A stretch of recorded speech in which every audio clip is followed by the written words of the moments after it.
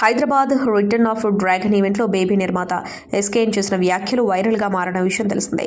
Social మీడియాలో చర్చనీయాంశంగా మారిన దీనిని ఉద్దేశించి తాజాగా ఎక్స్ వేదికగా ఆయన పోస్టు పెట్టారు.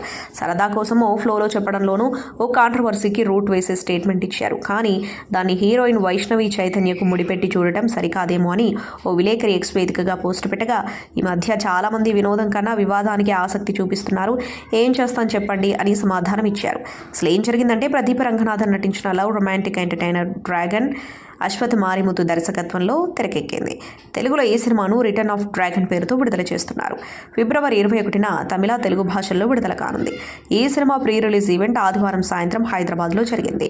ఇందులో పాల్గొన్న ఎస్కేఎన్ మాట్లాడుతూ, మేము ఆ అమ్మాయిలను అభిమానిస్తాం, ఎందుకంటే ఆ భాష వచ్చిన అమ్మాయిలను ప్రోత్సహిస్తే ఏమవుతుందో ఈ మధ్య తెలుసుకున్నాం. ఇక నుంచి వారిని ప్రోత్సహించకూడదని నేను, దర్శకుడు సాయి రాజేష్ నిర్ణయించుకున్నామని అన్నారు.